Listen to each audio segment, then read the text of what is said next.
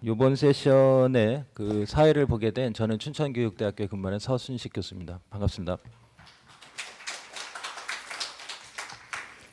예, 이번 세션에 세 분의 그 발표가 있을 예정입니다. 그래서 홍지연 선생님께서 발표하실 거고요. 그리고 영국에서 오신 니어 맥클라인이 세컨드 프리젠터가 될 거고요. 세 번째 닥터 산자라 미슈라 캐나다에서 오셨는데요. 세 번째 발표를 하시도록 하겠습니다.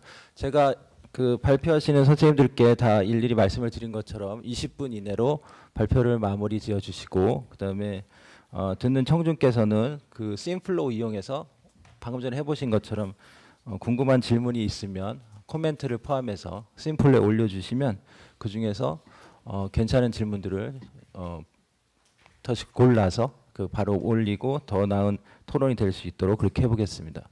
자, 그러면 첫 번째 발표 시작하겠습니다. 홍지연 선생님 나와서 발표해 주시기 바랍니다. 큰 박수로 좀 환영해 주십시오.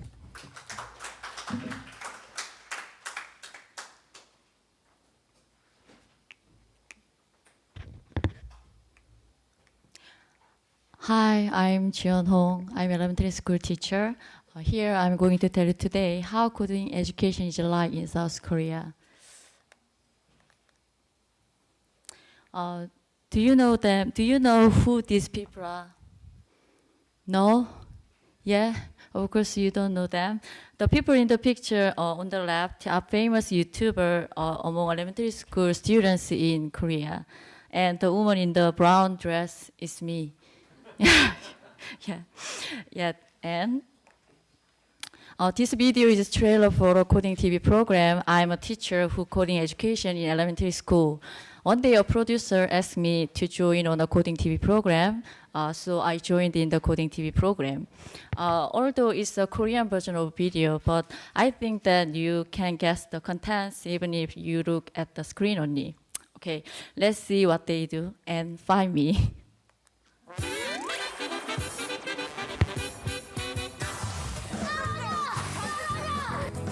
저 하는 사람 있어요? 네네.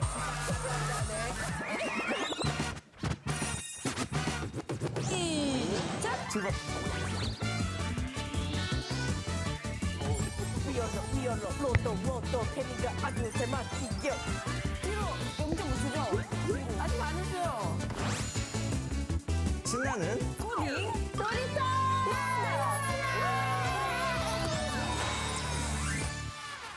Yeah. Did you find me? Oh yeah, thank you. You fell so quickly. Yeah, maybe you can see that they are doing play-based software education, coding education, and some educational programming language.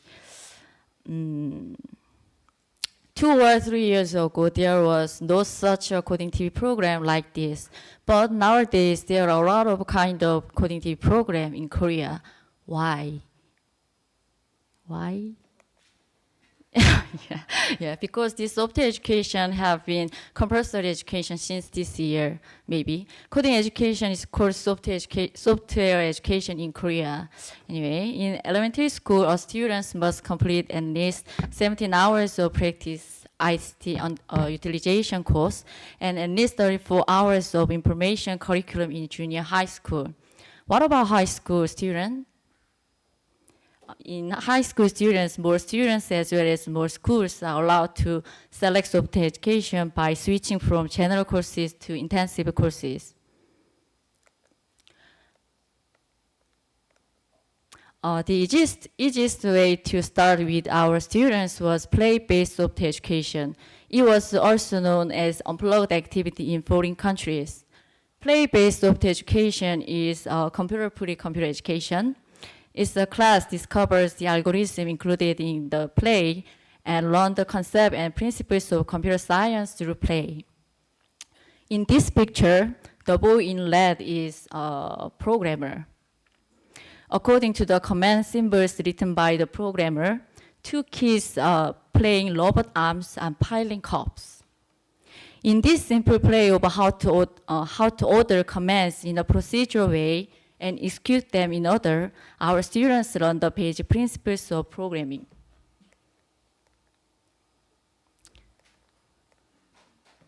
After learning the concept and the principle of computer science and the fun of programming through inner play-based software education, students do the experience learning of algorithm.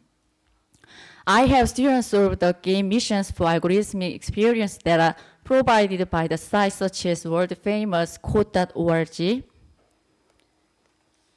Yeah, there is a learning site called Entry in South Korea, which is as good as the code.org site. We had time to solve game missions directly on this site, or to write them in the form of pseudocodes of natural language or block language by making them into algorithm learning experience worksheet. And students are programming based on their own algorithms. They have explored and expressed the same subject, but they express various stories based on their own thought. This is the purpose of our software education as well. For example, students learn annual life cycle of cabbage butterfly in science class. They make observation notes and collect and analyze the data about the process one by one. And during that process, they only draw out the part that they want to make as program to make it into a story. Once a story constructed, they represent it by an algorithm. And I have once made a telling time program with a student. Students designed their own clocks as well as the algorithm looking for the moving principle of watch. And students express clock by programming one by one. Through this process, students eventually became to be able to tell the time. Isn't this a real learning?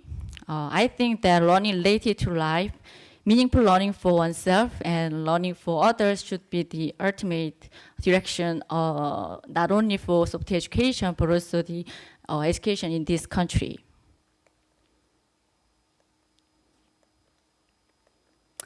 Let me talk about the physical computing class that will improve problem-solving skills. Make is so well known through YouTube. We also made a paper piano for students to play using Scratch and Make and play the drums with paper cups wrapped in aluminum foil. And I tried the lessons using sensor board. I also made one program that used a sound sensor to power balloon in the monitor, often blowing. I use Ozbot to teach the classes on color recognition robot. I have students directly experience color coding with stickers and marker pens, and through linking them with programming, I have them solve various missions with other classmates. Hamster robots were used to solve various missions by actively using robot sensors. For example, students implemented line tracing that escapes from a maze by using a distance sensor or move along a path using a floor sensor. There are students both in actual classes.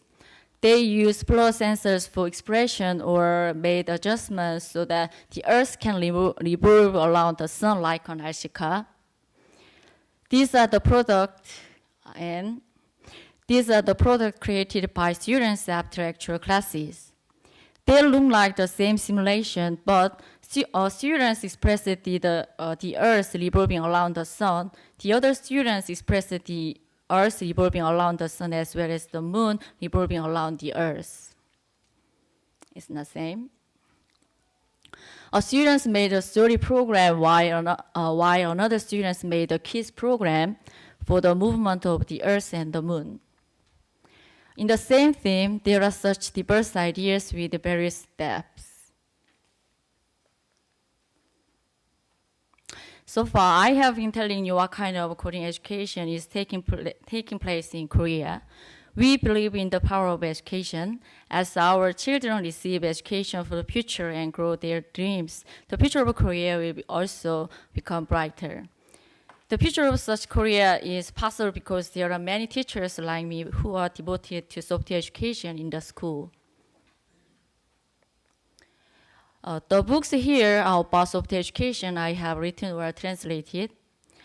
Some of these books have been translated and exported to the other countries. Yeah. I was asked to write a book of software education in English from another country. So I wrote a book and it will be exported soon. Like this, there is a worldwide high interest in software education or coding education. I think that software education that being in our country can have a good influence not only on students of our country, but also students of other countries. Yeah, thank you for listening to the end. Thank you. 예, 홍지연 선생님께서 지금 특히 초등학교 현장에서 그 코딩 교육을 위해서 활용되는 다양한 그 프로그램이나 로봇이나 이런 실질적인 사례들을 잘 보여주신 것 같습니다. 다양한 연구들을 통해서도 계속 나타나는 거지만 그 학생들이 그 소프트웨어 교육에 대해서 굉장히 관심 많고 굉장히 즐거워하고 그 시간에 누구보다도 적극적으로 참여해서 자기만의 그 산출물을 만들어내는 독창적인 모습을 보이는 것을 종종 볼 수 있습니다. 예, 그런 의미에서 앞으로도 관심이 굉장히 가는 그 교육인 것 같고요. 그 다음에 이미 말씀하신 것처럼 초등교육에서 17시간, 그 다음에 중등에서 34시간씩 코딩 교육이 이제 소프트웨어 교육이 들어가기 때문에 이 분야에 더 다양한 연구와 그 다양한 시도와 그다음에 더 교수학습적인 접목과 이런 노력들이 다 같이 노력이 이루어져야 될 것 같습니다. 하여튼 재미있는 발표 잘 정리해 주신 것 같습니다. 고맙습니다. Okay, this is the second presentation, and then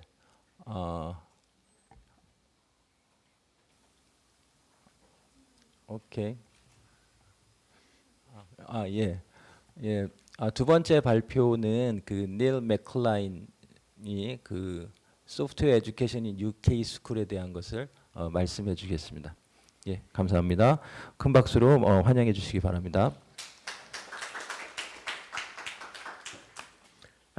Thank you. It's a privilege to be here, and it was a privilege to hear the presentation. This is my fourth time in Korea. Fourth time, and every time I find it fascinating, interesting, and I learn a lot. I think I learn a lot more than people perhaps get out of me. I'm Senior Manager for Computer Education at BCS, which is the British Computer Society. In past lives, I wrote the UK's National Curriculum for IT back in 1994. If you go back to when dinosaurs walked across the earth, I was a teacher myself. I work for local authorities and I work for various government agencies. And now I lead on the teacher training around computing in England. Okay, I wanted to start by saying why we've introduced computing as a compulsory element of the curriculum. Coding's important, but it's not the whole story, and I want to come back to that. We do computing for children. In fact, we do any subject in school because it passes 4 tests, whether it's mathematics, whether it's English, whether it's history, whether it's geography, whether it's science, whether it's computing. There are 4 questions we ask about something before it ends up on the curriculum in the UK. First question. Does it contribute to the intellectual development of the child? Does it help them build up their understanding? Yeah? I would argue that computing does.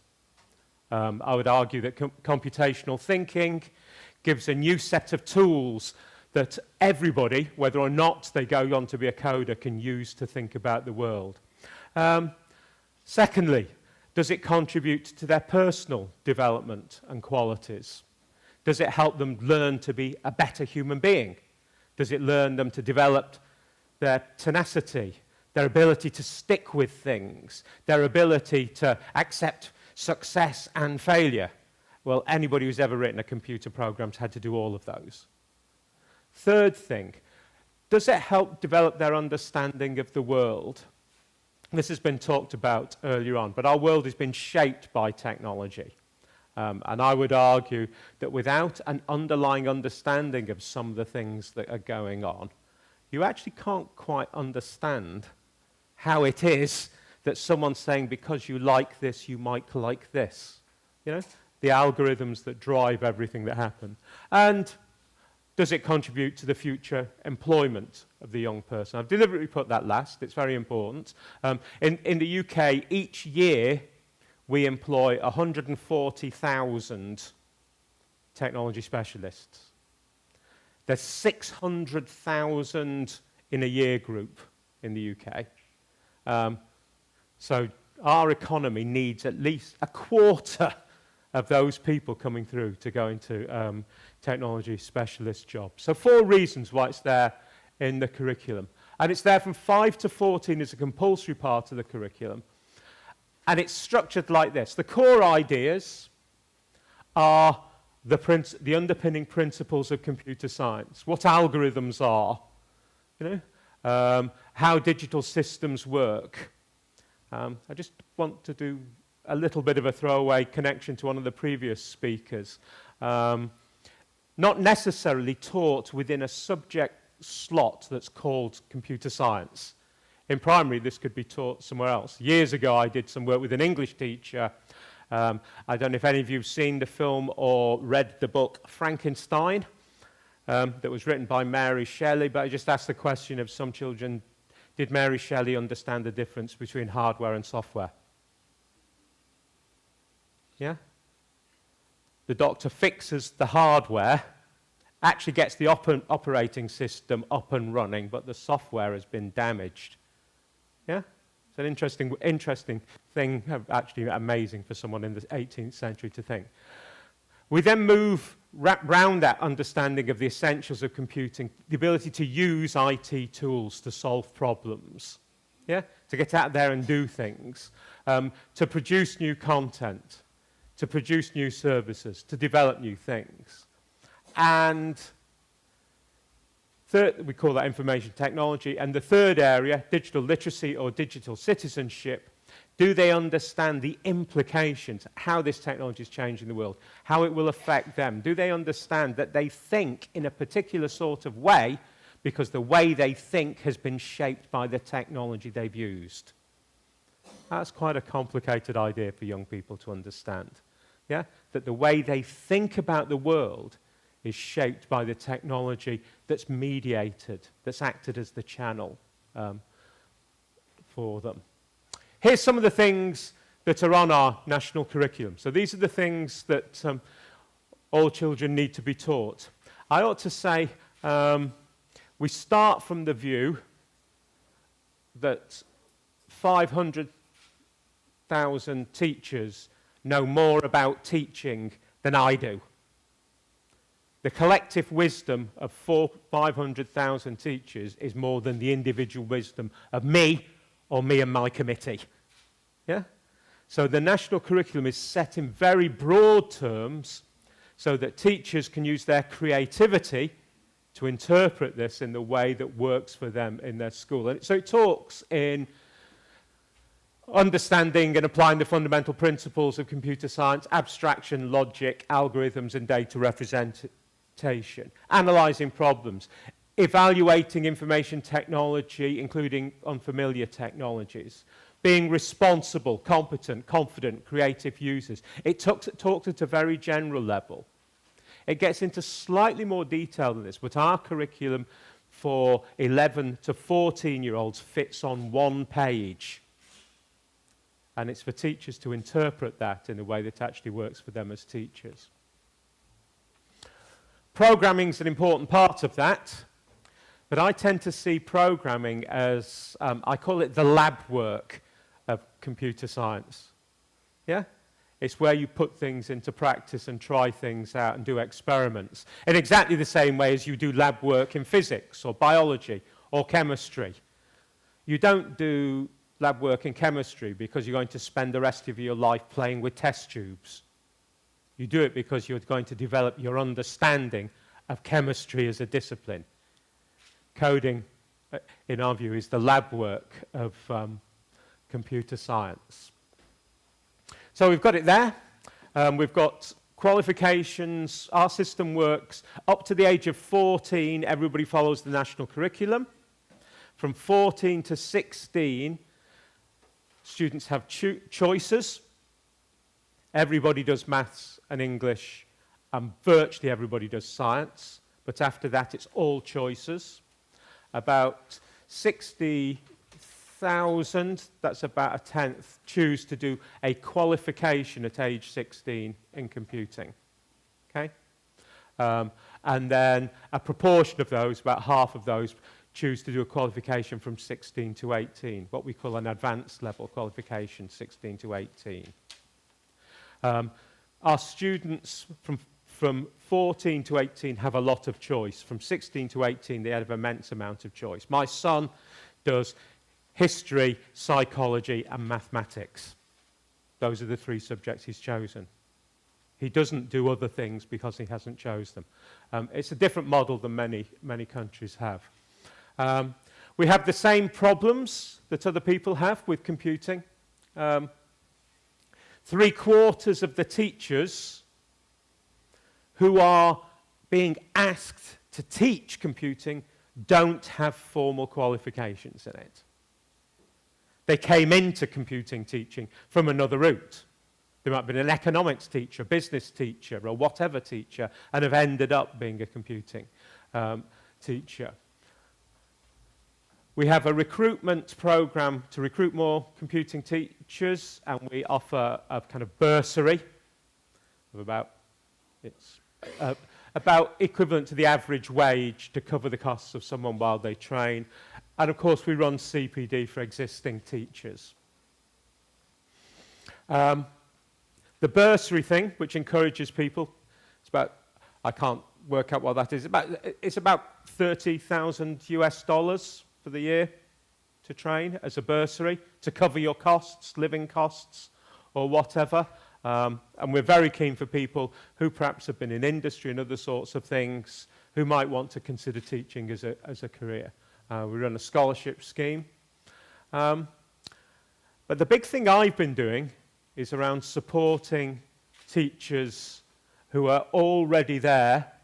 And it's built on a thing which is called Computing at Schools. And Computing at Schools is a network. I'll come on to some of the details of all of that.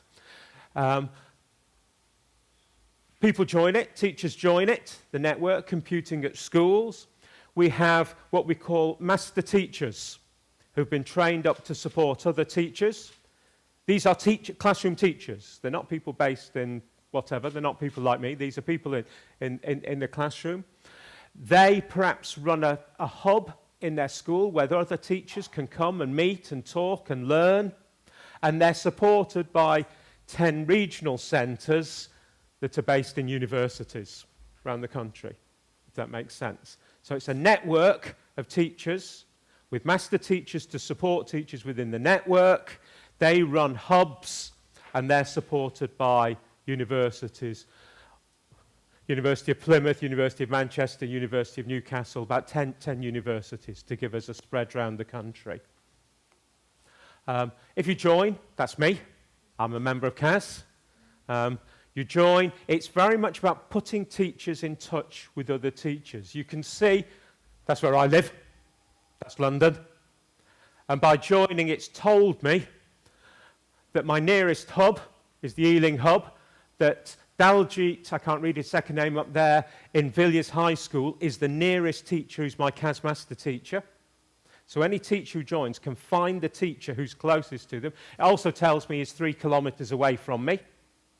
So 3 kilometres away from me, there is a teacher who's volunteered to be a master teacher to give support, and I can join a hub. So it's not top-down training. There's a bit of that, but it's very much bottom-up, teacher talking to teacher. The various master teachers, that's where they are, dotted around the country, running their hubs. We've got about 600 that have been trained to do this, master teachers. They go on, they post up something about themselves. Oh, sorry, I will go back. So here's someone who worked in local authority for 12 years. This is an elementary school teacher. And they say what support they can offer, and people can get in touch with this other teacher for support. A network solution. We support that through materials, and some of these have actually been translated into Korean. So some of these are actually in Korean schools. So we produce guides to the curriculum and whatever for schools centrally. But we're very keen on teachers using resources generated elsewhere. So we're encouraging, and people can find these through the council websites, industry to come forward with resources. Many of you will have seen this. Yeah, it's Google's. If you haven't, it's a great thing to play. It's a little bit of artificial intelligence. You do a sketch and it works out what you've sketched. Yeah, it guesses what you've sketched. It's an introduction to machine learning. Here's something that was developed by a person from IBM.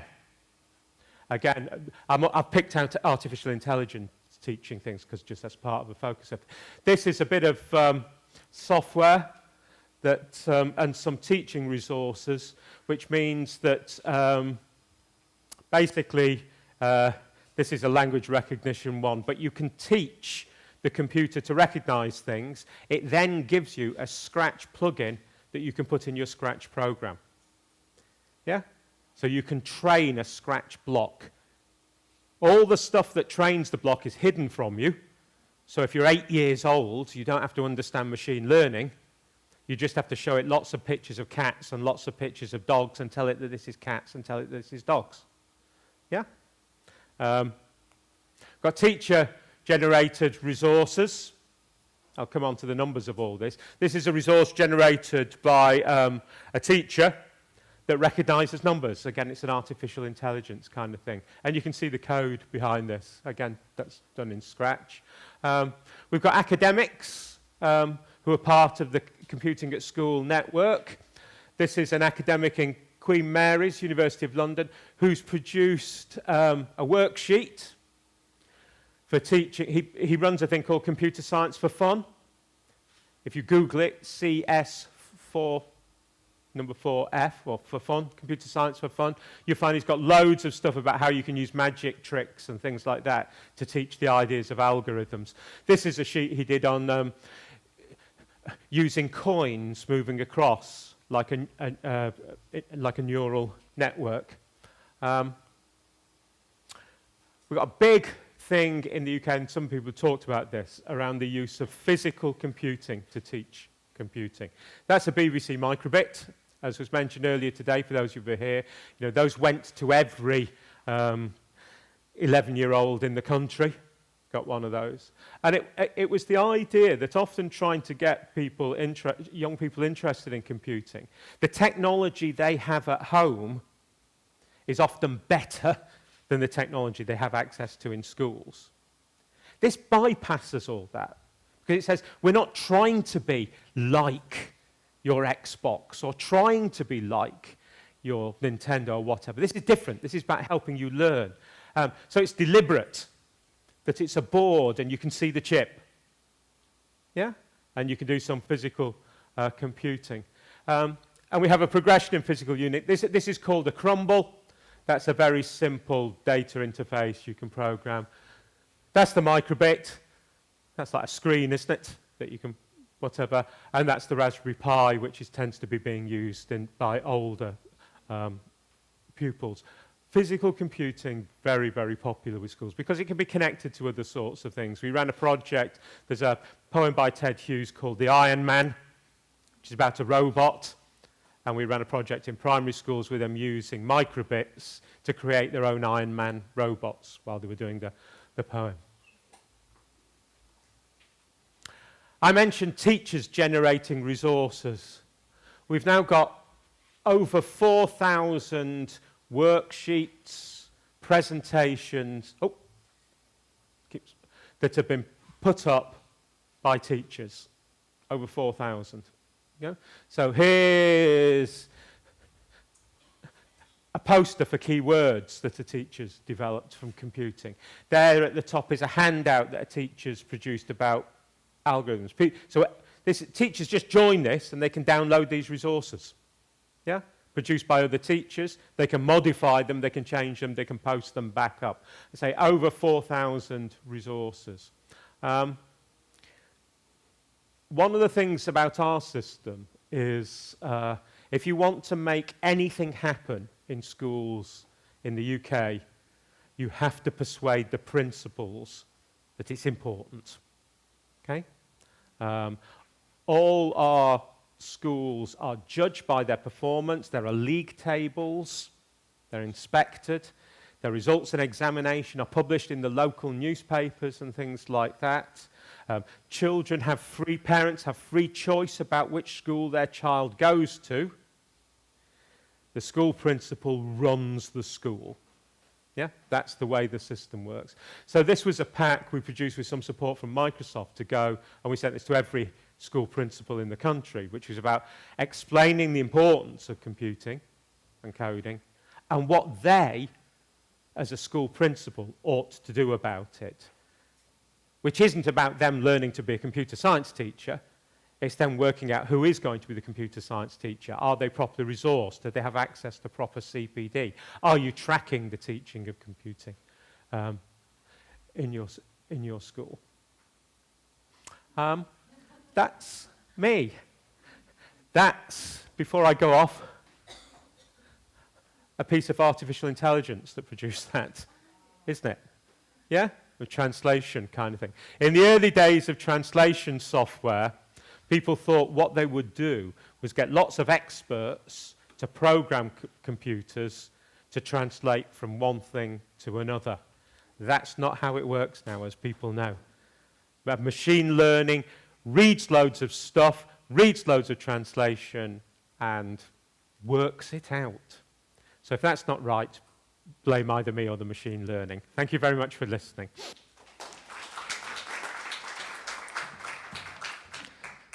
네, 감사합니다.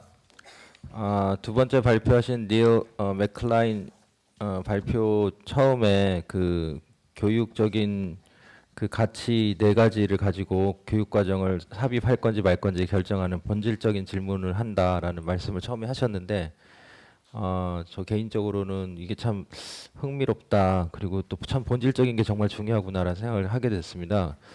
두 번째 있었던 그 퍼스널 디벨롭먼트 앤 퀄리티스에서 말씀하신 것처럼 좋은 사람이 되게끔 하는데 소프트웨어 교육이 일조하는가를 본다라고 했는데 단지 그 인플로이어빌리티만 초점을 맞춰서 많이 논의가 된 거에 비하면 나름대로 시사점이 상당히 있었다라는 생각도 들고요.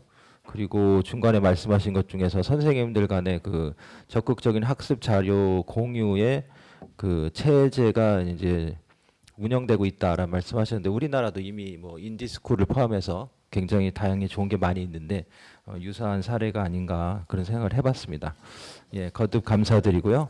예, 세 번째 발표로 이어가겠습니다. 세 번째 발표는 닥터 산자야 미슈라가 나오셔서 Promoting Digital Education Leadership for Lifelong Learning에 대해서 말씀해 주시겠습니다. 부탁드립니다. 박수로 맞이해 주시기 바랍니다.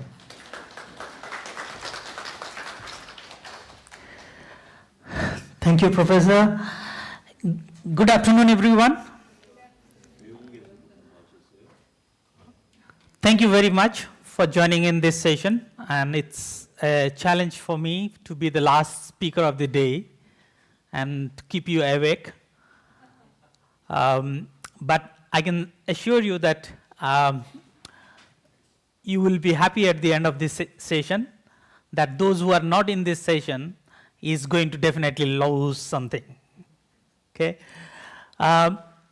This presentation is probably going to sum up most of the things that you have been listening from the morning onwards today, and probably that you will be listening tomorrow and days to come. There are several challenges that we are dealing with today in education, especially because of the challenges of computer technologies that we face every day. So I'm going to talk a little bit about what this digital education leadership is all about, and what are the things that we have done.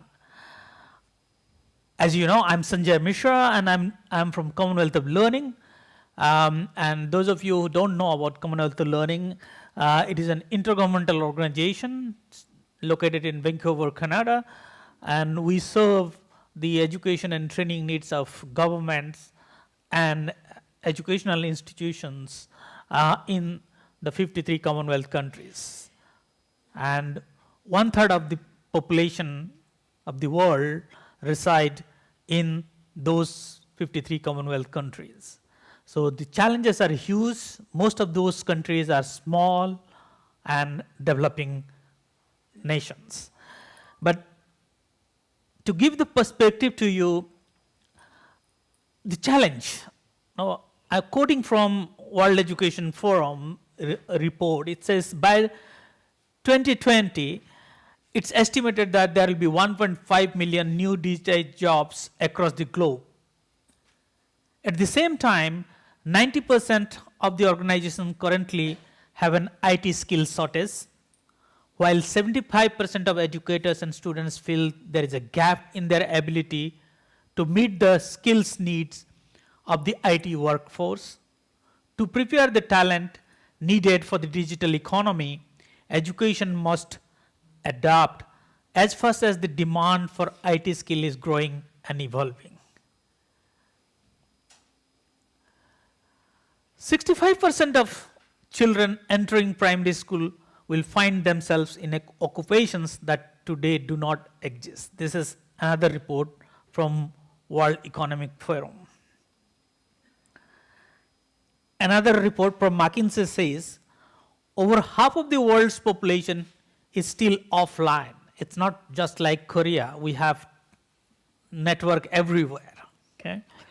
About 75% of this offline population is concentrated in 20 countries, including countries like Bangladesh, Ethiopia, Nigeria, Pakistan, Tanzania. And disproportionately, rural, low economic, elderly, illiterate, and female are having challenges to digital tools and technologies. So what I'm trying to present is to you is a scenario that the whole world is not equal. There is a challenge of reaching digital technologies to more and more people in the world. We need to think about equity in digital education as well. It's not just in those countries. If you look at statistics, you'll see that 45% of European Union citizens still do not have basic digital skills of the internet. Women are 1.6 times more likely than men to report a lack of skills as a factor impeding their use of internet.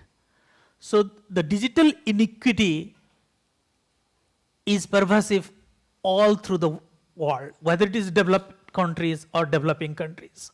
What we largely listen to small pockets of innovation that happens in some countries or some parts of some districts of big developed countries. That's not the world that we are living in.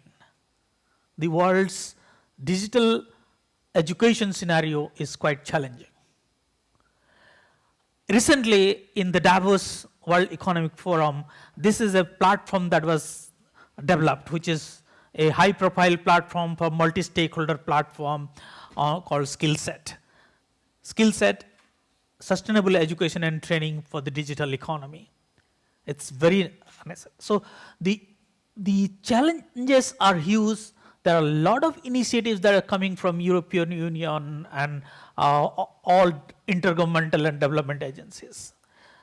We need to think about, for in our situation, when I'm looking at these developing countries of the Commonwealth, our challenges was to how do we reach to the teachers and students and prepare them for the 21st century. There was a challenge of scalability of anything.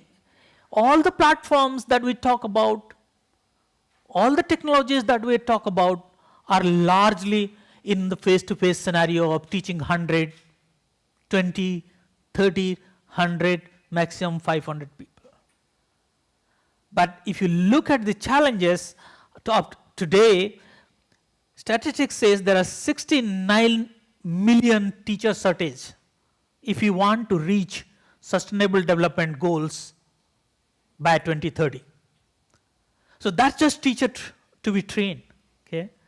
And all those teachers need digital education skills, okay?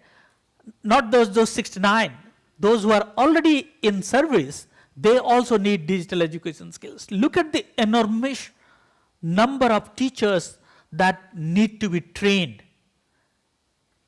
And so also the students in all the countries. So what we thought about is to come out with a solution that tries to solve the challenge of scale. So we come out with a platform called Commonwealth Digital Education Leadership Training in Action. I'll give a little brief about this platform, what we are trying to do with this in the given context of scalability of digital education training. So we see that the challenge of large number of teachers to be trained, and no face-to-face education can train this large number of teachers and students to be trained. There will always be skill gap for any country. If continuous training and development doesn't happen, there will always be a skill gap. So training at scale is very important. The second important thing for us was not just to focus on teachers, but to focus on students.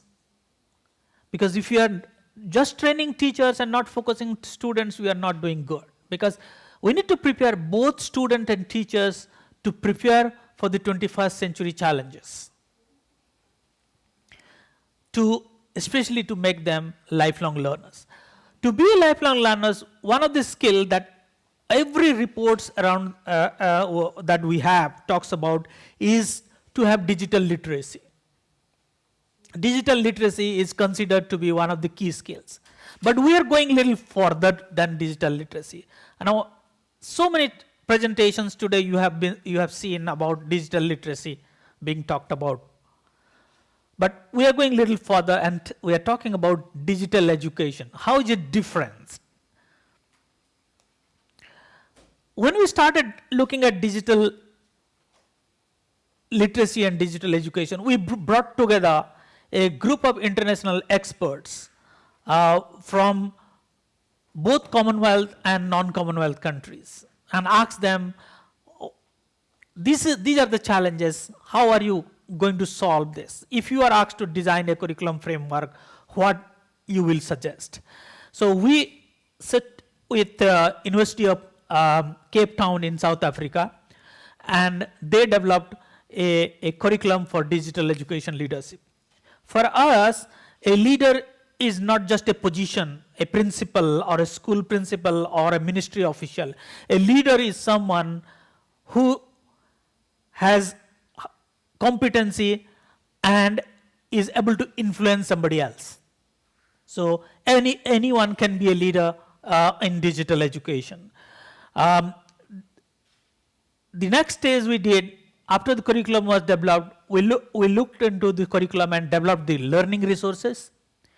And then we took the learning resources to an online platform so that we can scale the training to the large number of people. The platform includes a pre-test and post-test so that it provides adaptive learning scenario for both teacher and students. It recognizes based on your learning profile which modules you need to take. It gives you test questions before, and then you can improve upon your scores of pre-test when you take the post-test questions. So it's completely self-learning. It's completely self-determined, self-learning mode by which you learn on the platform.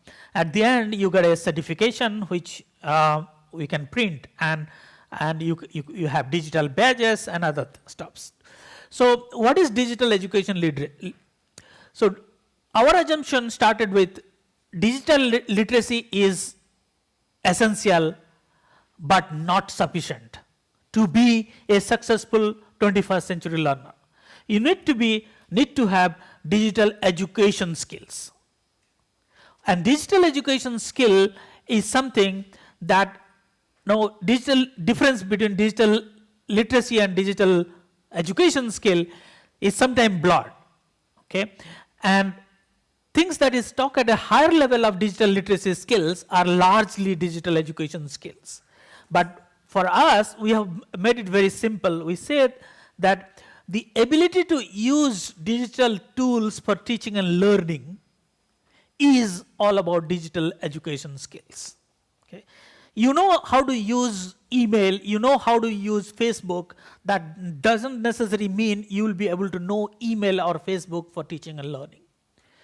And all the things that we talk about privacy, or all the issues that we talk about data security and other things need to be known to people. And digital education is all about those issues, so that you use the digital tools as a self-determined learner, as an individual who takes decision about your learning and your pathways to use digital tools for teaching and learning. And then, of course, digital education leadership is the next layer in the process. Even though not everyone will become digital education leaders, but we expect that everyone has the capability to become digital education leaders, and that's what this platform promotes about. There are different dimensions of digital education leadership, and this is based on the curriculum that we have developed. We look at from a leadership angle and from a digital education angle. Digital education angle looks at how to mobilize resources, how to develop digital identities, and how to critically engage with networks. And one of the networks that we saw in the British Computer Society networks of teachers is a similar kind of one of the example of the networks. On the leadership side, how do you enhance access? How do you develop capacities? How do you take informed decisions? And how do you cultivate innovations? I think some of these terms you have all heard about all over the day. So what we have in total, we have 7 modules of learning materials, 3 modules for students, and 7 modules for teachers or practitioners. For us, teachers and practitioners means anybody, a parent can also take this course. Even if you are not a teacher, you can take this course as practitioners. Because these are the areas that we are talking about are essential for everyone. So in a sense, it's also including something called digital citizenship. That's something also you might have heard today. So this is the platform. You just register on the platform, and once you give your profile as a student or as a practitioner, the course materials that comes to you based on your profile settings that you do it. And then you get a dashboard where you actually take the pretest. So the pretest is for about 1 hour. In 1 hour, it will give you about 60 questions to do, and then you complete that, you get a score. And based on that, if you score 40 and above, you get a certificate. Okay, and that certificate will be visible here. And then you start doing the modules. Once you complete the modules, you can take the post-test. While you are doing the modules, you will earn badges. So motivate yourself, and then you do the post-test. You can improve and earn a second certificate if your score is higher. Because there are 3 levels of certificates that you can earn, 40 plus, 60 plus, and 80 plus scores. The platform also has a social feature where you can interact and share your digital learning resources that you create as a learner. These are the 7 modules online. You can launch that online based on your, and you will see this. This is a typical Moodle learning management system framework. Okay, those of you who are familiar with the Moodle learning management system, you look, this is like that. So what happens from the system when you launch the course, you actually go to a single sign-on based system where you have access to the learning materials. And this system is residing somewhere else, but this system talks to the C Delta platform by which you get the badges. So what are we doing? The most important thing that we have built a system, and if we try to wait that people will come to our platform, nobody will come. So we know very well that if we build it, they will come, really doesn't work. So what we have done, we are doing at Commonwealth of Learning is to take steps to promote C Delta in countries through government, through civil society organizations, through educational institutions, so that how best we can reach to more and more students and more teachers in the Commonwealth countries. Of course, the platform is open and free platform. Anyone from anywhere in the world can join. So our approach is a initial train the trainer approach. So what we do, you go to a country, we select the schools and teachers, and then we provide them basic training on using the C Delta platform and how they can be a trainer. The next stage is that this teacher goes to the school and talk to the principal, organize a training session for other teachers and students. And these teachers play the role of a manager. So these teachers have access to the profile of all the students or teachers that register from their school. And the start stage is that these students and teachers who receive in-school training, they in turn learn on the platform themselves. So the managers or the teachers on the Tier 2 mode, they receive a 3-day workshop-based training. They serve as manager or coordinator. They provide orientation. They organize small group discussion based on the content of the course, and so on and so forth. They become our C Delta champions on the field. This platform has recently been launched, and we have about 900 plus participants from about 20 plus countries at present. We have implemented C Delta in 3 countries currently: Antigua and Barbuda, St. Lucia, and Sri Lanka. And there are individual participants from countries like Bangladesh, Canada, Fiji, Grenada, India, Kenya, Mauritius, UK, and United States. And there are many more I have listed. Apart from the C Delta platform, some of you may be aware of a course that Commonwealth of Learning runs is on promoting open educational resources. Okay. The promoting open educational resources is also part of C Delta, but we have a special course on OER, which is currently in this URL, but its previous version has actually attracted about 24,000 users from 185 countries. And we have taken that course and now made it into a open platform here so that we will attract more users to this course. There is another course that I would like to talk a little bit about, is a Mooc, massive open online course that we have been running with Athabasca University. It's currently going to be on 3rd iteration. It starts on 29th October.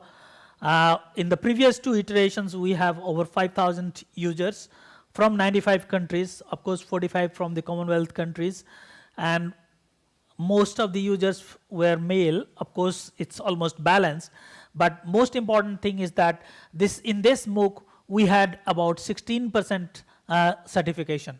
Normally in the MOOCs, you will find less than 10% of success rates, but in our MOOC, we had 16% certification. This is precisely because this MOOC has a new model. We don't call it X MOOC or C MOOC, we call it I MOOC. It's a little interactive. So this is another. So look, we have lot many other resources at Commonwealth of Learning. Essentially, the work that we do, and especially I do at Commonwealth of Learning, focuses on three important things: technology intervention, policy interventions, and capacity building. What I have presented today is largely on the capacity building intervention of Commonwealth of Learning's work in the field of technology enabled learning. Definitely in the morning session, some talks were there on policy, but we haven't listened a lot. But at Commonwealth of Learning, we do a lot of work on policy issues. With this, I would like to thank all of you, and especially I would like to thank the organizers, Keris, colleagues from Keris who have invited me to be here with you today. Thank you very much.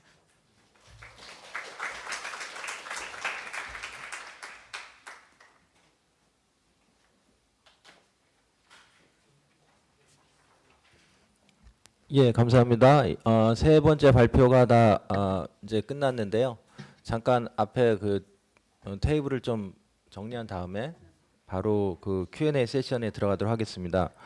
그 지금 보니까요, 그 심플로우에 그 질문을 주신 게 하나밖에 없어서 좀 좋은 질문 좀 지금 좀 만들어 주시면 좀 논의하는 데 많이 도움이 될 것 같습니다.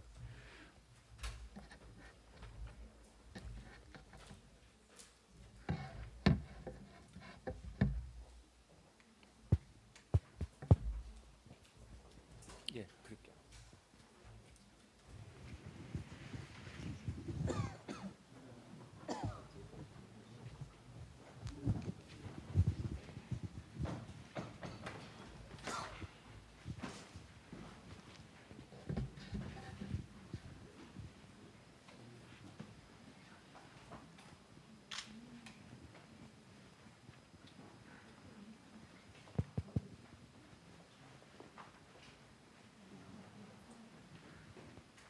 예.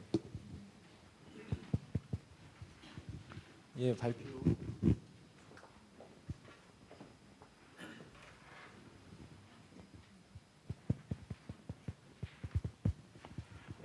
네, 발표 잘 들었습니다.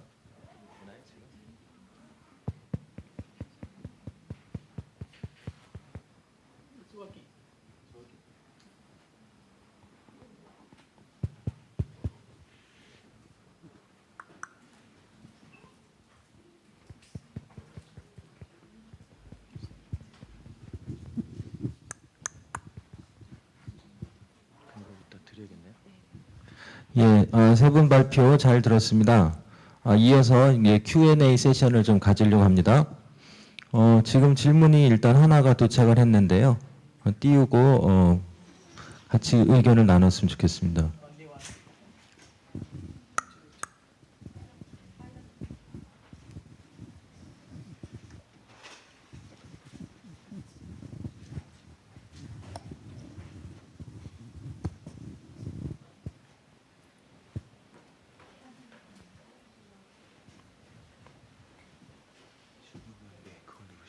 계속 누르고 있는데 안 돼가지고.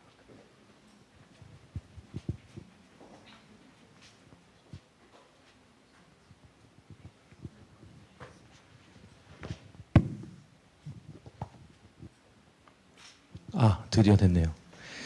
예, 첫 번째 질문입니다. 그림이나 보드게임 비슷한 언플러그드 코딩 교육들이 실제 컴퓨터 프로그래밍을 할 수 있는 사람으로 잘하는데 큰 효과가 있다고 생각하십니까? 라는 것 같아요. 그 실제 컴퓨팅 프로그램이라는 거 아마 이제 나중에 더 나이를 먹어서 그 구문이 아닌 그 이제 코딩을 말하는 것 같다고 이렇게 이해가 되고요.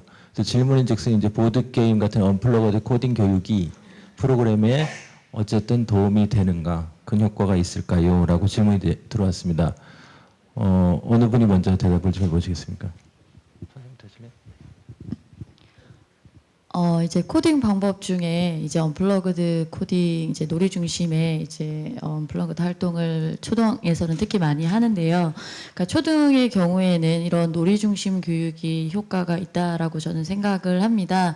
그러니까 다른 것보다 아이들이 이제 처음 이 프로그래밍이라는 것을 배울 때 이제 놀이라는 것을 통해서 쉽게 접근을 할 수 있을 뿐 아니라 그 놀이라고 하는 것이 그냥 단순한 놀이가 아니고 그 속에 어떤 컴퓨테이션 어떤 띵킹을 키울 수 있는 컴퓨팅 사고력을 키울 수 있는 원리라든지 개념이라든지 이런 부분들이 녹아있는 놀이이기 때문에 아이들이 놀이를 자연스럽게 하는 과정에서 그것을 익히게 되고 그리고 그렇게 익히게 된 개념을 이어서 이제 EPL이나 이런 다른 피지컬 활동을 할 때 다 연결이 되도록 저희가 선생님들이 보통 구성을 수업을 하시기 때문에 초기 단계에서 접근할 수 있는 아주 좋은 코딩 방법 중에 하나라고 생각을 합니다.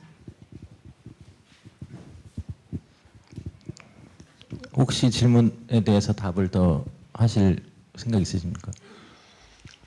Yeah, just to agree. Sometimes even with the more advanced things, the computer can actually get in the way.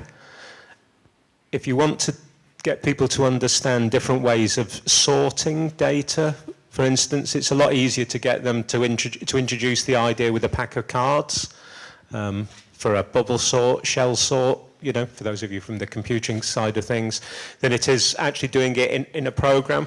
And it also makes people be more explicit about their thinking. Sometimes it's quite hard to get into the thinking that the young people are doing when they're doing something on screen. Whereas when you see them physically moving things about, you get a better sense of what's actually going on. So I'm a big fan of the unplugged things.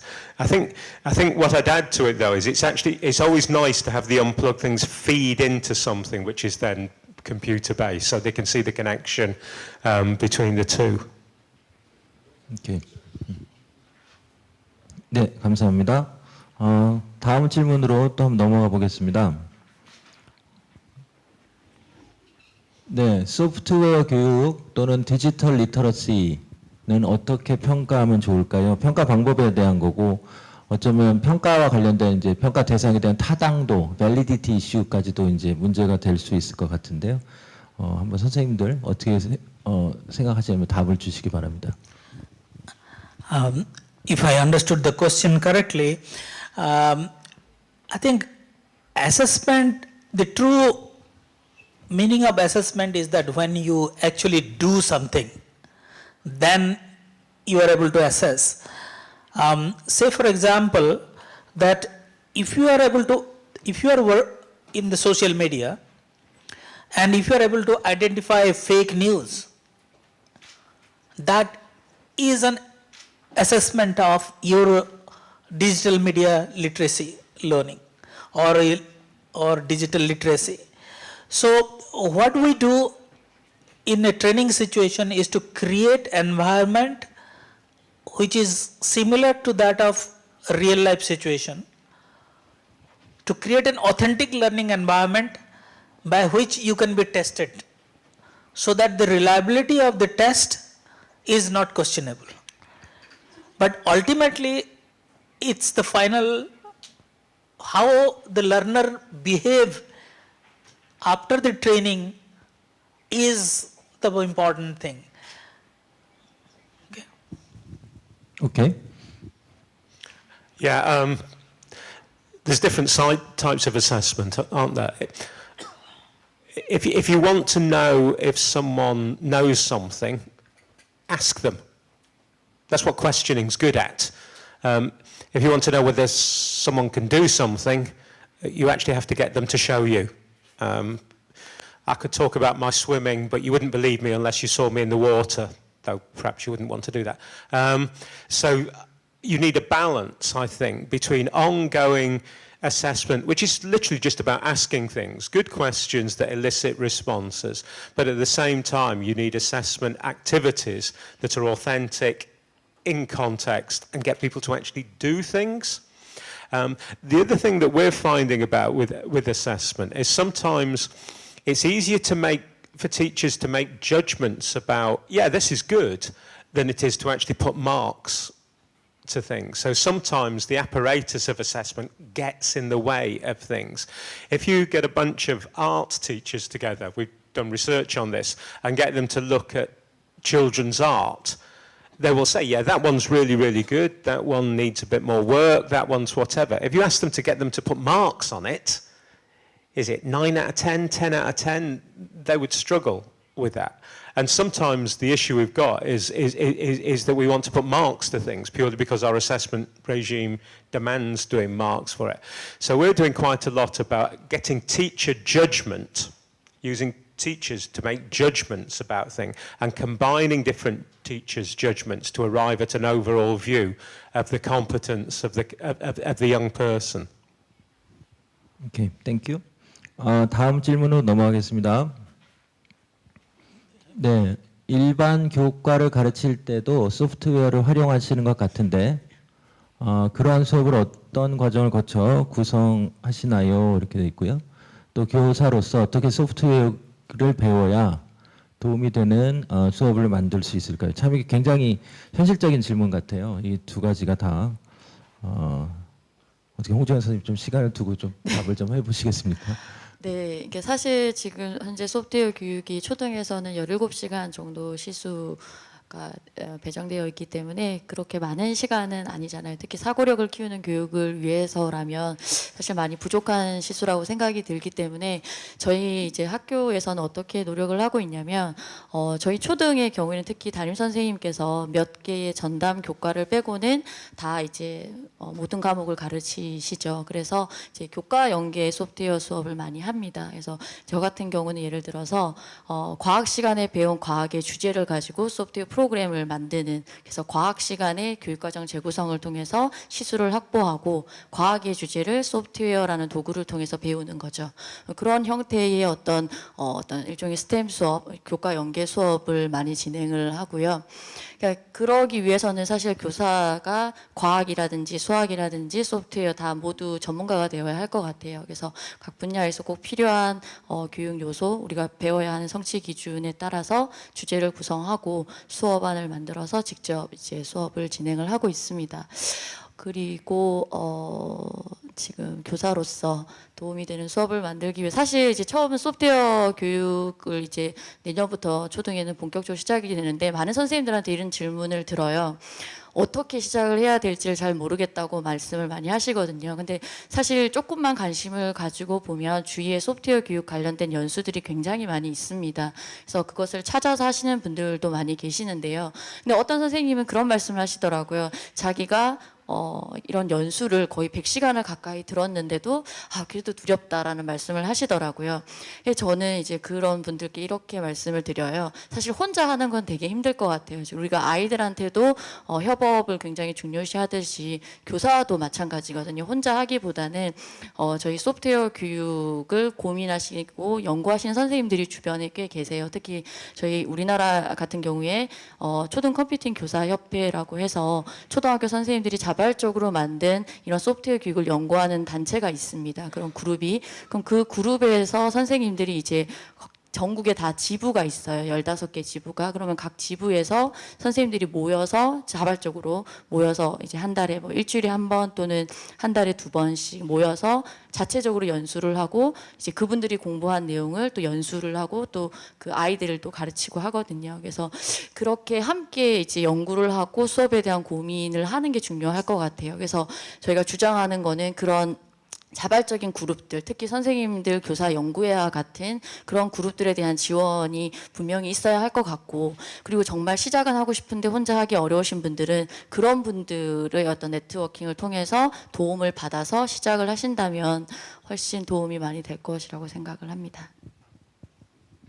오케이. 예, 다음 질문 넘어가겠습니다. 특히 다음 질문은 그 닐 맥클라인한테 겨냥하는 질문 같은데요. 예, 기술과 관련된 백그라운드가 없는 기존 교사들을 교육할 때 교사들이 가장 고민하던 것이 무엇이었는지, 프로그램 운영 시 겪었던 어려움은 혹시 무엇이었는지 말씀해 주시기 바랍니다.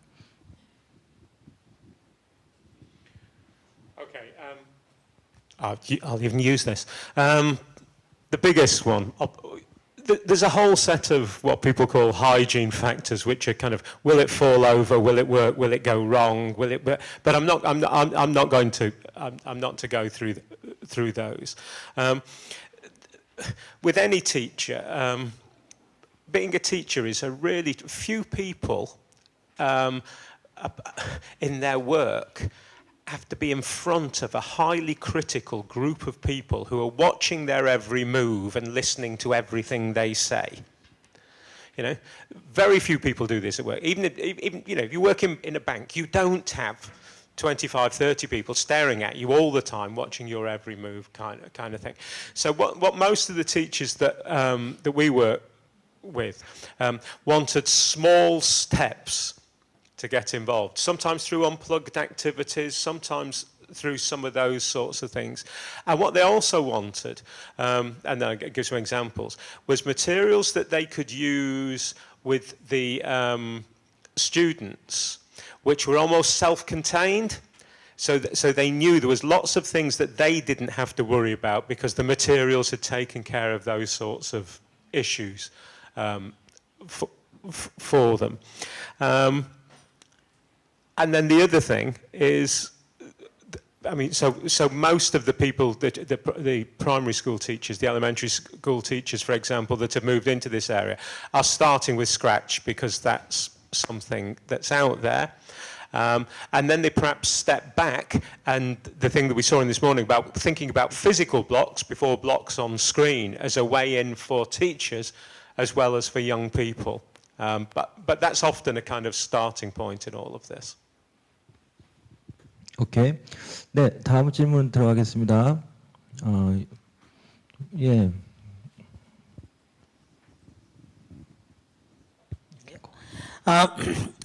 We have some good responses from the countries and the participants. What we are doing a research-based approach. So currently we have implemented in 3 countries, but the research is in progress.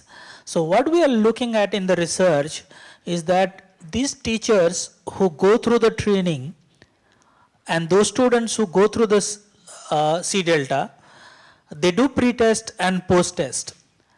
Okay? Between pre-test and post-test,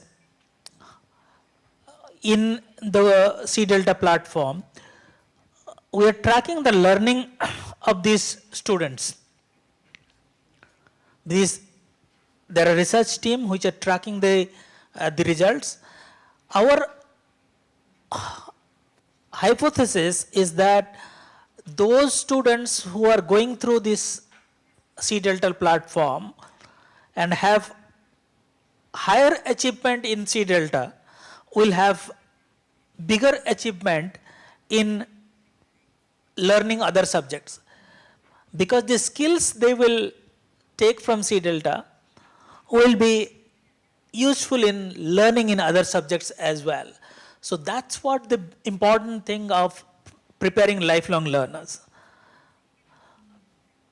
Our initial reaction with the teachers, we see that learning materials that we have developed are appropriate, and we have tested on that, and we have very good feedback. But the important lessons we learn when we have the research results. But I would have a caution on this. Any research or any impact evaluation of any technological intervention is dependent on how it is implemented in practice in that country or institution. So our broader analysis will be to compare the implementation in different countries, because in different countries the implementation are happening in different ways. So the impact will be at different levels in different countries. But we are very happy with the progress that we have seen so far. 네, 다음 질문 들어가겠습니다. 이 질문에 아주 재미있는 게 하나 나왔는데요. 디지털 마인드의 세대 간 갭이 큰 것 같습니다. 예, 저희 집도 굉장히 문제가 심각한데요. 예, 이를 좁힐 수 있는 방법이 없을까요? 예, 전문가로서 좋은 의견 한번 주시기 바랍니다.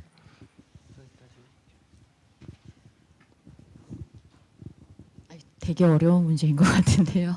제가 학부모님들한테도 질문을 사실 많이 받거든요. 선생님, 코딩 컴퓨터 줘도 되나요? 스마트폰 줘도 되나요? 이런 질문 되게 많이 받고, 특히 게임을 만들어라 라고 하잖아요. 근데 아이들이 게임을 만들다가도 어느 순간 게임을 하고 있고 이런 거에 대한 우려가 많으셨던 것 같아요.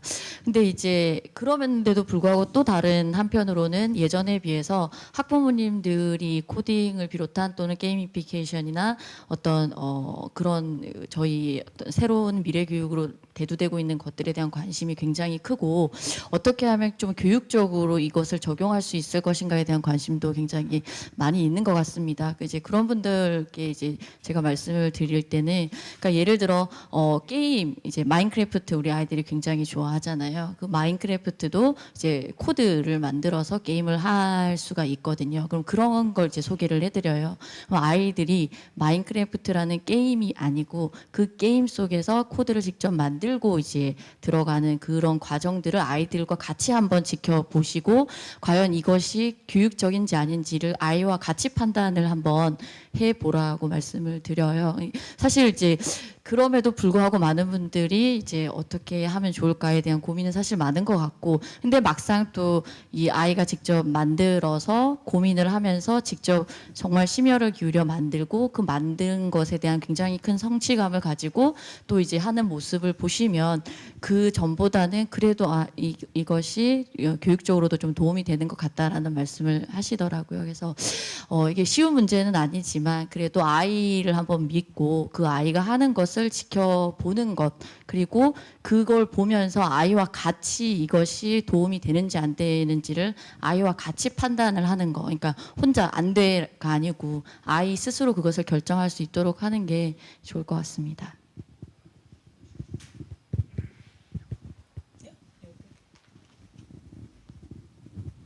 Oh, we got one. Yeah, I don't need two. What we one of the things that we say to parents is they may be digitally literate, but you're life literate.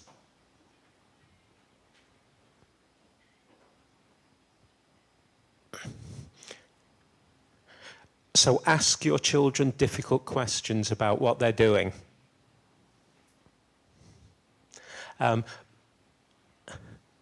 Because often they think they know and they don't.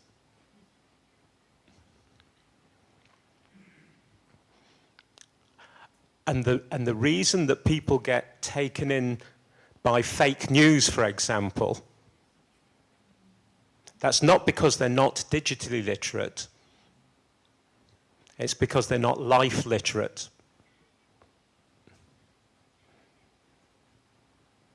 So I think it's really important when we talk about this digital stuff that we recognize that everybody can make a contribution to a digital debate, even if they're not a digital specialist themselves. Otherwise, we actually make it even more difficult for older generations to involve with this, because we turn it all the time into a big problem, as opposed to saying, no, you have a lot to say here. You understand how the world works. You understand people. You understand how people behave. And online behavior is just like ordinary people behavior, but multiplied by 1,000.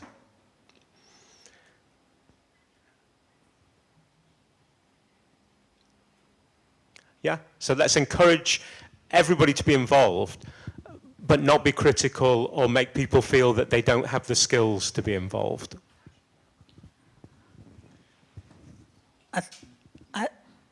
I think I would bring it to, the question is really important, but there is no answer. But I will bring it to one particular thing to your attention. the divide in the younger generation and the older generation and the digital immigrants, we have all different levels of curiosity. Okay? As we grow older, we become less and less curious and more complacent. Okay? The challenge is to keep the flame of curiosity alive. If our education system, if in our teaching, if you can create curious learner, then that remains as a lifelong learning skill. And then this question will not be asked at all. Because a curious individual, whether it is young child or your 90-year-old, you will still be curious to learn something, to make what I can get out of this. How can I do something? How can I learn? I'll give one example that many senior citizens now have been using digital tools more often than before. When their children are going to a different place, they feel the need of talking to them and being face to face, like using Skype or other tools. Okay?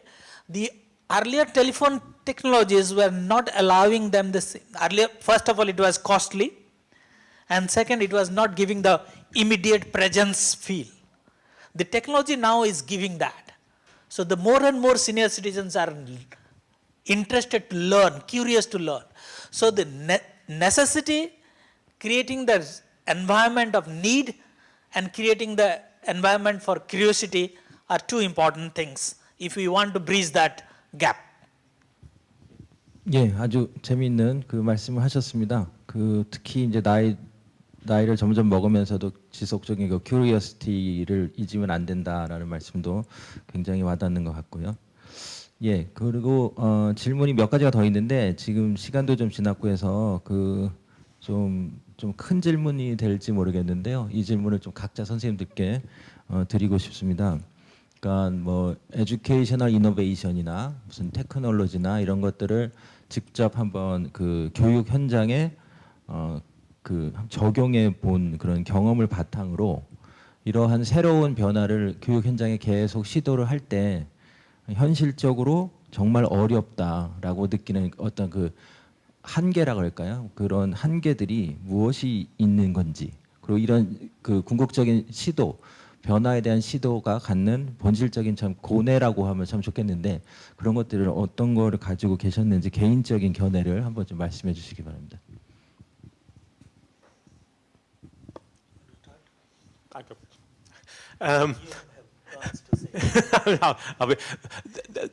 One of the biggest problems is the way people talk about teachers. I did some work over in the Western Balkans, Albania, Serbia, countries like that, and teachers often in this space get described as a problem. And people say sentences like, we need to make sure that teachers understand, or things like that. This only succeeds if it's done with teachers, not done to teachers, kind of thing. And I said to one of the ministers in one of the countries in that thing, it's saying, we're starting the digital transformation of Albania. We have 15,000 people who are going to help us make this happen, and there are teachers. We don't talk about teachers like that. We don't talk about teachers as being at the forefront, the people who are making this happen. We always sort of describe them as a bit of a problem. They need training, they need this. We need to change the way we talk about teachers and all this. They're the only way that any of this can happen.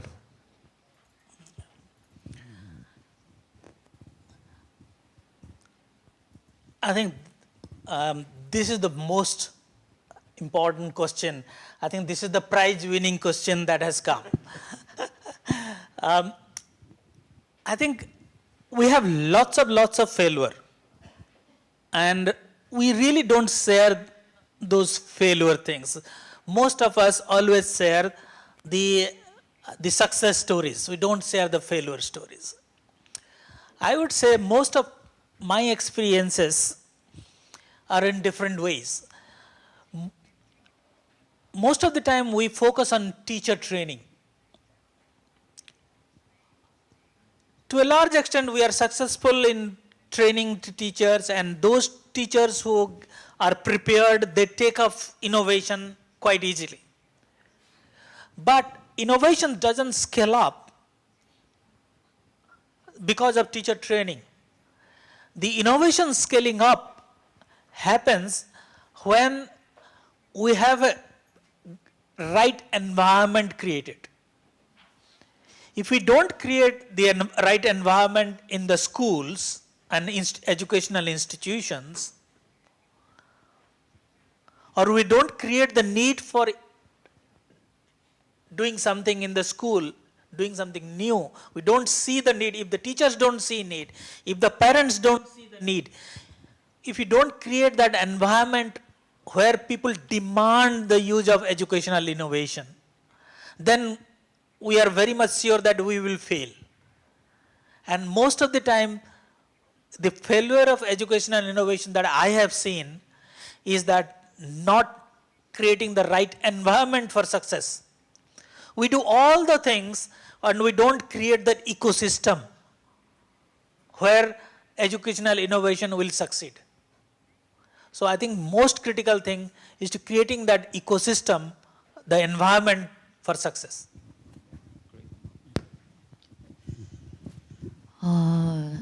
현실적으로 듣긴 하겠죠.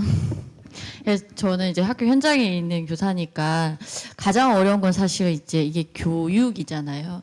그러니까 소프트웨어 교육이 분명히 처음에 시작을 하면 아이들이 너무 재미있어하고 즐거워하는데, 중요한 건 학습이라는 것은 그 재미와 흥미를 얼마나 오래 가지고 갈 수 있느냐, 이 교사로서 가장 고민을 해야 되는 부분이거든요.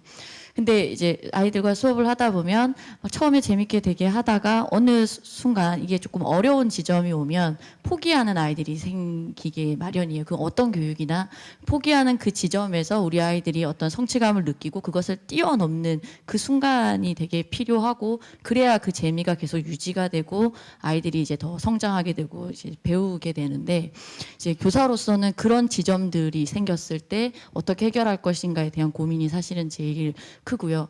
제가 이제 생각하는 그런 방법은 아까도 말씀드린 그런 교과와 연계해서 아이들이 자기가 배운 것을 직접 소프트웨어로 만들어 보는 경험으로 그것을 극복하려고 많이 노력을 하는데, 이게 저 같은 경우는 사실 그게 좀 가능한 부분이 있어요. 왜냐하면 현재 맡고 있는 게 담임 또는 전담을 맡으면서 과학과 수학 또는 뭐 과학과 실과 이렇게 접목을 해서 소프트웨어 교육을 하기 때문에 그런 노력들이 들어갈 수가 있는데, 보통 일선 현장의 선생님들 같은 경우에는 사실 업무도 되게 많고 수업 연구를 할 수 있을 만한 시간이 사실 확보가 되지 못하는 경우가 많이 있어요. 그러니까 우리 아이들의 정말 그 수업이 성공을 하기 위해서, 그 성공을 계속 유지하기 위해서 교사가 그런 연구, 정말 그 수업에 대한 고민을 할 수 있는 충분한 시간이 확보가 되어야 된다. 근데 현실적으로 학교 현장에서 있다 보면 수업이 끝나면 행정 업무를 처리해야 되고 출장을 가야 되고 이런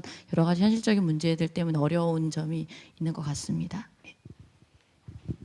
예, 지금 세 분 선생님들 말씀하시는 그 내용의 공통 분모를 좀 생각을 해봤는데, 어떤 특정 테크놀로지의 그 도입과 관련해서 환경적인 요소, 어떤 교육적 시스템이 있으면 시스템보다 좀 더 큰 메가 시스템까지 그 고려하는 그런 노력이 들어가야 안정적으로 그 테크놀로지나 아니면 이노베이션의 어댑션이 일어날 것이다 라는 말씀이 참 와닿았고요. 그 다음에 저 개인적인 경험도 조금만 말씀을 드리면, 예를 들면 다른 나라에 가서 뭐 ODA 사업으로 뭔가 좀 더 좋은 변화를 일으키려고 굉장히 노력을 하고 뭐 아주 보람차게 일을 하고 일주일 만에 다시 돌아올 때 가장 저 개인적으로 제일 힘든 순간은 그 현장에서 나올 때입니다.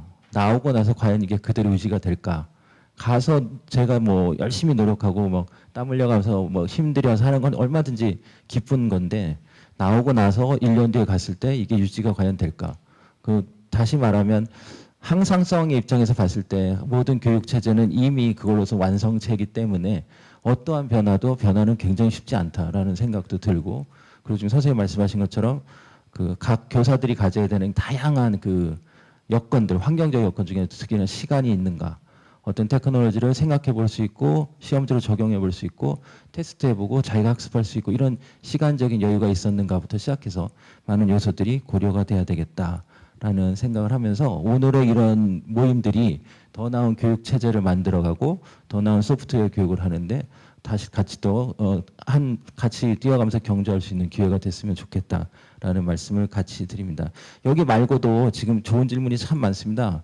제가 자장을 하면서 이렇게 아주 좀 이렇게 흥미진진했던 경험이 별로 없는데요. 그 좋은 질문 제 마음대로 선택할 수 있어서 참 좋았는데, 몇 분 선생님들의 좋은 질문 중에는 간혹 어떤 거는 굉장히 좀 테크니컬한 질문이거나 아니면 1, 2분 사이에는 큰 대답이 좀 궁하겠다라는 생각이 드는 건 제가 일부러 뺐다라는 말씀도 감히 드립니다. 시간이 대충 된 것 같은데요. 그 선생님들 한 분 한 분께 오늘 마지막으로 코멘트 한마디씩 좀 듣고 마치도록 그렇게 하겠습니다. Anyone first? I would say thank you to everyone, especially to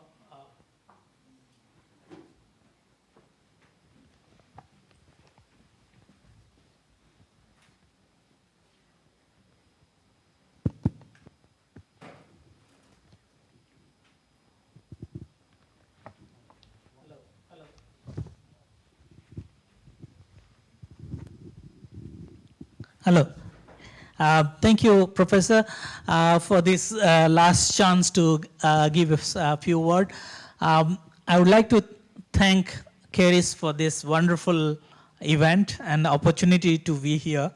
But I would also like to thank the people here for asking some of the best questions that we have to reflect and think to respond.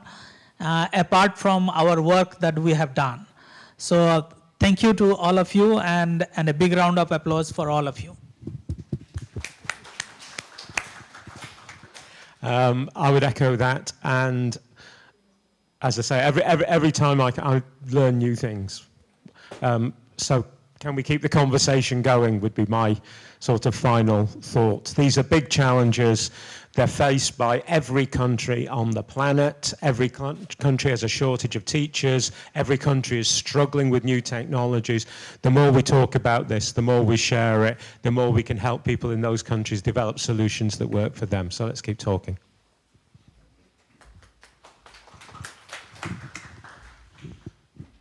네, 그러니까 저는 이 소프트웨어 교육이 어쨌든 뭐 소프트웨어 교육, 뭐 미래 교육 뭐 많이 얘기를 하는데 제일 중요한 건 우리 아이들이라고 생각을 합니다. 그 아이들을 중심에 놓고 생각을 해야 된다고 생각을 하고, 그 아이들을 위한 교육을 하고 실제로 성공적으로 하는 데는 선생님들이 계셔야 한다라고 생각을 해요. 그래서 뭐 그게 학교 현장이든 바깥에 있는 교육에 종사하시는 분들이든 그런 모든 분들이 아이들을 중심으로 놓고 소프트웨어 교육을 고민을 해야 된다고 생각을 하고, 그분들이 수업에 대한 고민을 하고 준비를 할 수 있도록 그런 여건들이, 환경이 충분히 마련이 되었으면 우리 소프트웨어 교육이 성공하지 않을까 생각을 합니다. 네, 감사합니다. 예, 감사합니다. 이것으로 소프트웨어 교육의 두 번째 트랙을 마치도록 하겠습니다. 그 밖에 나가셔서 연사분들하고 개별적인 질문을 하실 수 있는 기회가 분명히 좀 있을 것 같아요. 그 좀 궁금한 거 있으면 또 물어보시고 하시기 바랍니다.